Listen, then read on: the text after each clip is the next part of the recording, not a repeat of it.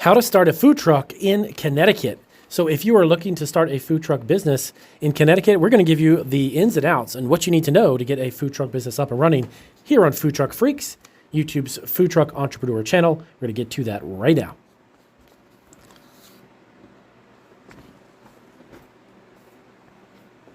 All right, so welcome back to Food Truck Freaks. And if you are brand new to our channel, welcome to Food Truck Freaks. We are a food truck entrepreneur channel dedicated all to food truck business and industry, helping you get up and running, letting you know the ins and outs, and some tips and tricks on how to grow your food truck business. So make sure you hit the subscribe button and, of course, that bell notification. So I'm going to go through a food truck startup list that's going to help you understand how to get a food truck started in Connecticut. And below this, in the description section, we will definitely go ahead and give you some additional free links. Check out the blog link that's going to be dedicated to starting a food truck business in Connecticut. So number one, before you start a food truck, now you may be a huge cook, you may be a great fan of cooking or even a chef, but operating a food truck business is something all unto itself. So before you start a food truck business, check to see what kind of experience you have in running a business or something similar to it. Just because you love to cook and have fun chefing it up doesn't necessarily mean that you're going to be successful in a food truck business. So you want to check what kind of skills you actually have in regards to running a business. And if you don't have a lot of business skills, but you love to cook, maybe before you take that leap, you might want to look into taking some courses or learning a little bit more about the business aspects of it, as far as dealing with vendors, customer service, hiring employees, operating a business itself, day-to-day taxes, year taxes, everything that goes along with running one. So make sure you do that before you take the big leap and invest.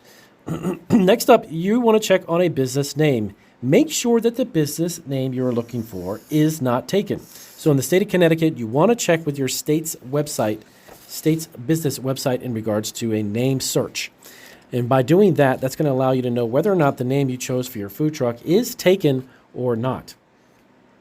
Next up, you want to register your business. So get your business license with the city you're going to operate in. Now, something very unique about food trucks is that they are, of course, mobile.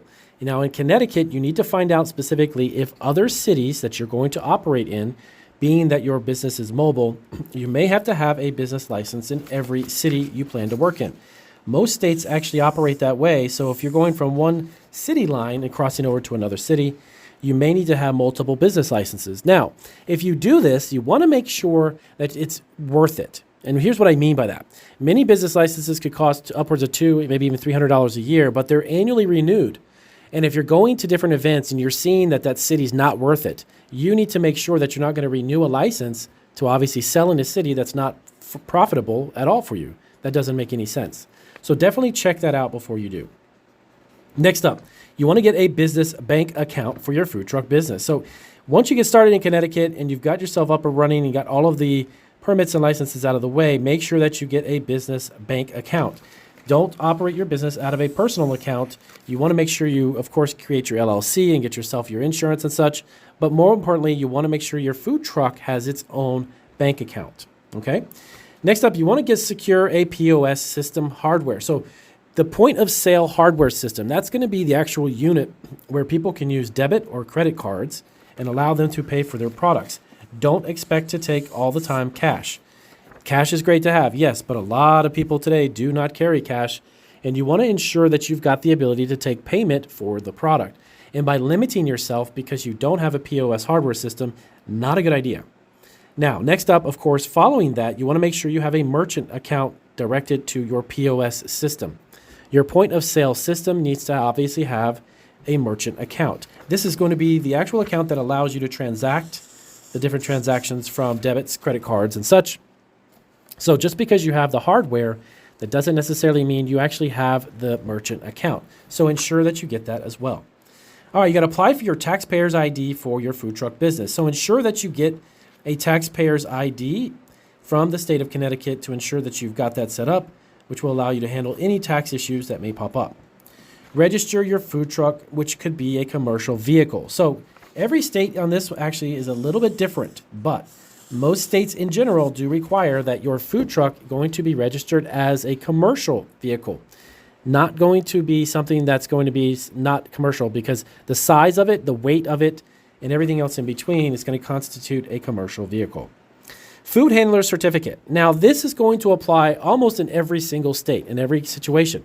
So when you're in Connecticut and you're in that specific city that you're operating in, check to see if you and your employees will actually need a food handler certificate. This is something that's basically a simple course that you take on understanding how to handle food, how to properly prepare it, store it, obviously keeping leftovers at the right temperatures, sanitation, and so on. So you want to make sure that everyone on your truck, if it's necessary, is going to have to go through a food handler certificate program. Next up, correct type of driver's license. Now, registering your vehicle is one thing. Making sure, though, that you have the right license to operate the vehicle is another. You need to ensure, too, that if you are going to split one day with a worker or an employee and they're going to drive the vehicle, they need to make sure they have a commercial driver's license and it's valid.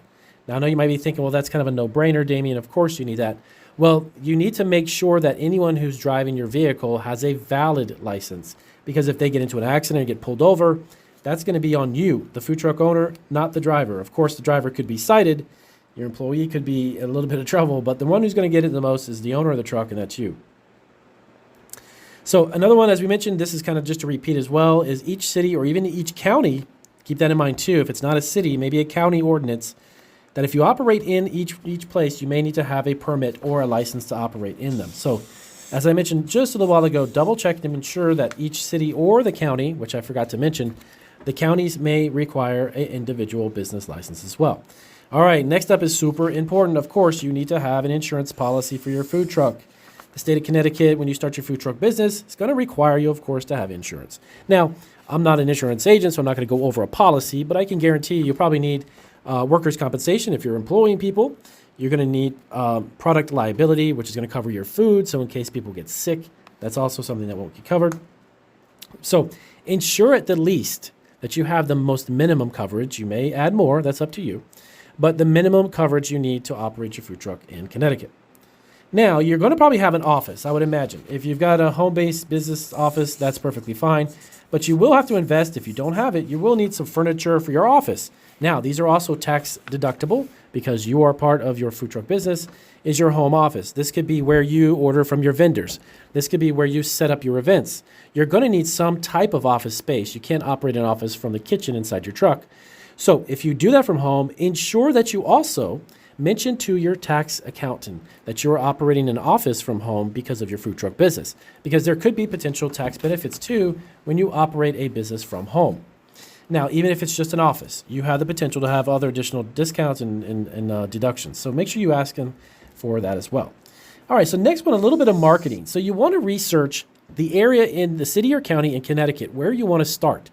Find out the types of most popular foods. And for instance, just go to one of the food truck events or local rally or something like that, or even a farmer's market, festival, fair, whatever it may be, and see what kind of food is served.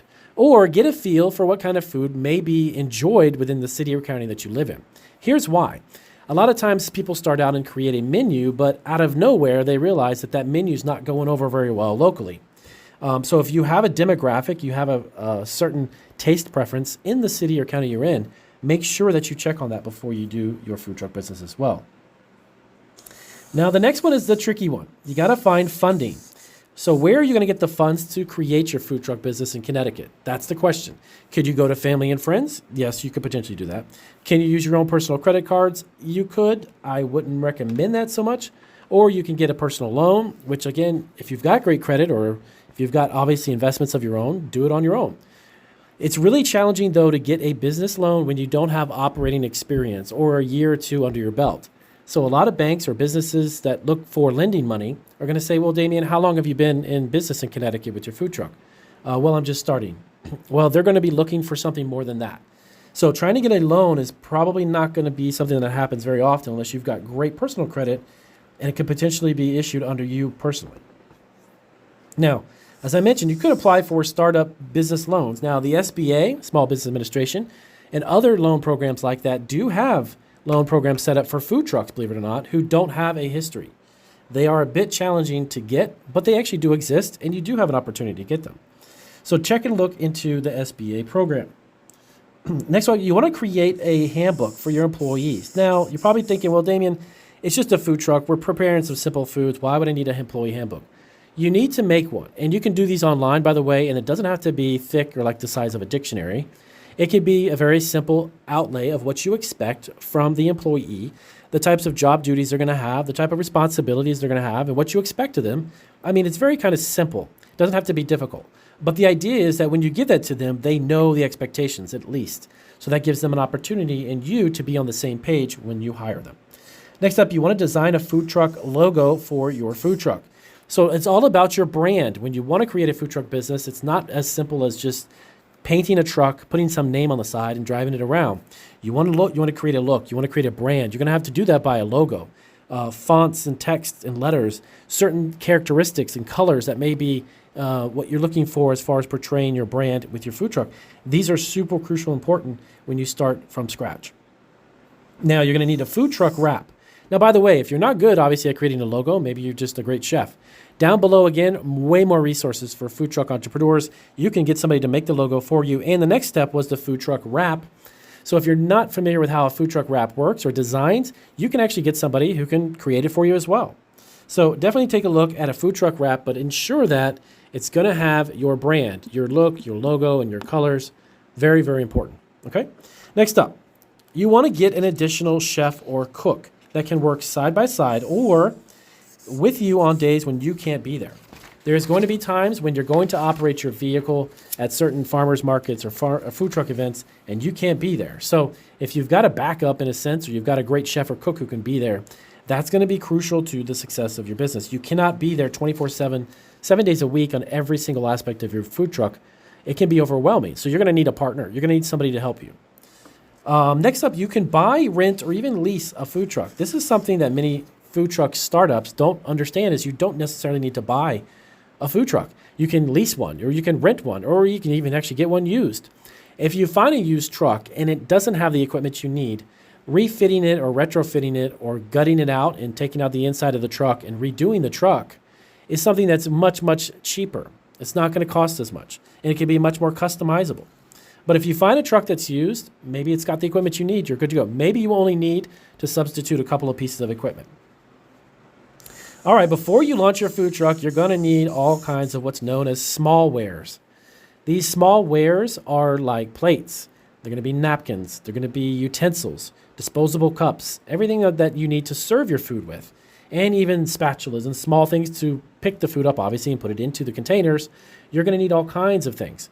So these are things that you're going to need to think about when you're budgeting before you start your food truck. You're going to need a website. Yes, believe it or not, if you didn't realize it, food trucks and every type of food business needs to have a website, need to have a presence online. It's going to be beneficial to you because it's going to give you an opportunity to create a menu where people can go and see where you're going to be at, a schedule where you're going to be at what event. What kind of food do you serve? Or do you offer catering? Do you have other services? Can you do birthday parties? Can you be hired for corporate events? All of this information can be relayed on a website, and your food truck will benefit from it in a major way. Now, your city or county will also have, and this is a guaranteed, a fire inspection. So normally the fire chief or an employee from the fire department will be on your truck to take a look at how it's wired to make sure it's functioning properly. If you've got any generators, the propane or gas or electric, however they're powered, how are they put on the vehicle? Are they securely put on the vehicle? Do you have an opportunity to run them and start them so they can make sure they're functioning right? All of these things will be looked at. How they're going to get off the truck, God forbid, but you have a fire. You're going to need to make sure that that's something that is going to be addressed with the fire department. Now, you want to create a menu. Now, some people may say, you know what, Damien, you got to make a specific menu. It's better to make one and stick to it. Well, if you're in a certain area or region of every state, there might be a variable in your menu. Seasonality to your menu. If it's a holiday, maybe if you're catering events and you're off season, you need to be flexible with your menu. So don't get stuck in a rut, so much so that you think you can only make tacos, you can only make hamburgers or pizza. If you've got the ability to produce those types of items, there's a good likelihood you can make and cook anything. But now I'm not saying don't make a hugely broad, open type of menu that has everything under the sun, but be flexible, because if you have somebody that comes up during an event and says, hey, I would love you to cater my event, but can you make this?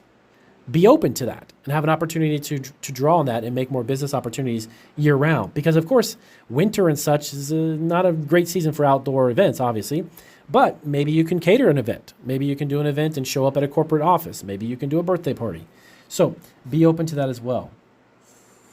Now, one thing that a lot of food truck owners don't realize they have to have on hand all the time is documentation. A lot of legal papers need to be kept on the vehicle because, why? Well, that's pretty much your business. If you had a restaurant, on the premises of the restaurant, you'd probably have to have certain documentation there as well.